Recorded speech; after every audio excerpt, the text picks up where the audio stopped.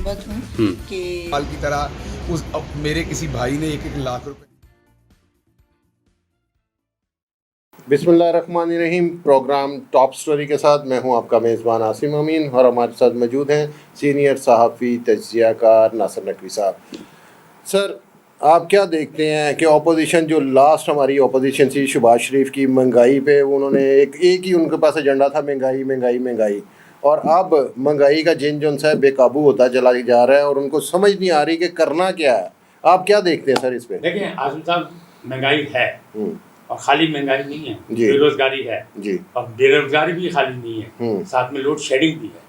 ये तीन ऐसी चीजें हैं जिन्होंने आवाम का जीना हराम कर दिया है। तो इसका हिसाब तो मौजूदा हुकूमत को ही देना पड़ेगा, क्योंकि मौजूदा हुकूमत खाली शहबाज शरीफ साहब ने मुतहदा जो अपोजिशन 13 जमातें हैं सर। हाँ, सारी 13 जमातें महंगाई महंगाई का रोना रोती थी और सिर्फ जमात इस्लामी के अमीर जो है सिराजुल हक साहब, वो ये कहा करते थे ये सब एजेंडा इनका एक ही और सब ऐसे ही है, आवाम को ही मारेंगे महंगाई में, क्योंकि सबसे पहले महंगाई के खिलाफ तहरीक उन्होंने शुरू की और आज भी वो एहतजाज कर रहे हैं महंगाई के खिलाफ। पेट्रोल की कीमतें बढ़ी, देखिए जो पेट्रोलियम मसनूआत की कीमतें जब बढ़ती है ना तो हर चीज़ की कीमत बढ़ जाती है, लाजमी बात है, उसके बगैर तो पहिया चलता ही नहीं जी। अब ये कहते हैं हुकूमत का दावा है कि हम बजट में कोई रिलीफ देंगे। अब देखिए कौन सा जादू या इनके पास है या इनके पास जादू की छड़ी है या इनके पास भी खातून अव्वल साबका खातून अव्वल की वाले तो मुवक्किल हैं कि उन मुवक्किलों से काम लेके बजट में कोई काम दिखाएंगे। सर जी थोड़ा सा एक सवाल साथ ऐड करता जाऊँ, बिजली 9 रुपये महंगी हो गई है, ऑयल जो घी आटा चीनी कहते हैं जी पूरा साल हम चीनी सस्ती देंगे,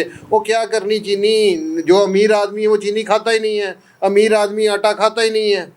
बेसिक जो चीज़ थी ऑयल, आज घी जो डालडा है 650 रुपये किलो हो गया सर जी। आज़म साहब मसला जो है ना वो अमीर आदमी का है ही नहीं, अशराफिया जो है ना वो तो समझ लें दूसरी दुनिया की मखलूक। हाँ जी, वो तो ऊपर है। अच्छा, उन्होंने जायज़ नाजायज़ कमाया, उनके यहाँ कुछ जायज़ नाजायज़ हक, उनको फ़र्क ही नहीं पड़ता की बात भी नहीं है कि हराम क्या है हलाल क्या है।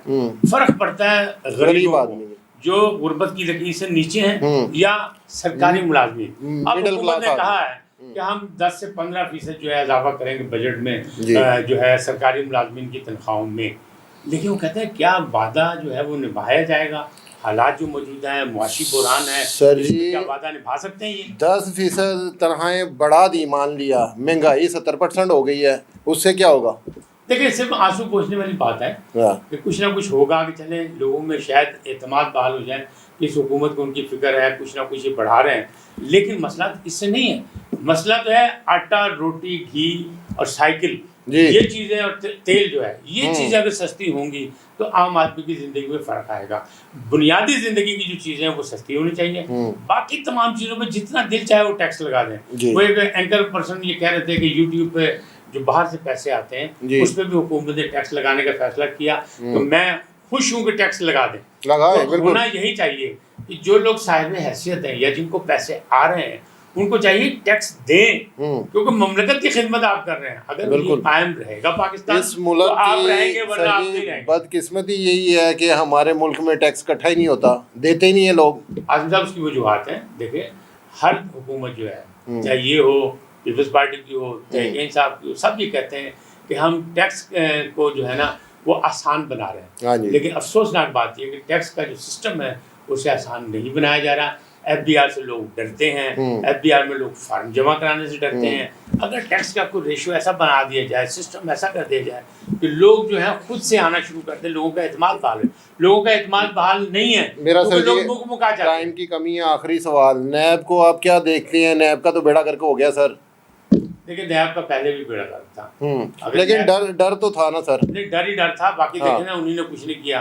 अगर वो देखे एहतसाब के नाम पे हुकूमत आई थी, अगर इमरान खान 3.5 साल में किसी एक को लटका देते, मैं ये नहीं कह रहा किस सियासतदान को लटका देते, मैं कह रहा हूँ किस ताजिर को लटका देते, मैं कह रहा हूँ किस सनतकार को लटका, मैं कहता हूँ किसी चोर डाकू किसी एक को लटका देते तो आज मसाइल कुछ और होते, फिर नैब की भी इज्जत बढ़ जाती। लेकिन नैब में भी मसलियत का शिकार है और वहाँ रजीम मौजूद है पुरानी जो मुकमकाम वाली, और दूसरा ये है नैब में एक शिक मौजूद है, वो सबसे लास्ट में है कि जी मुकमका होगा।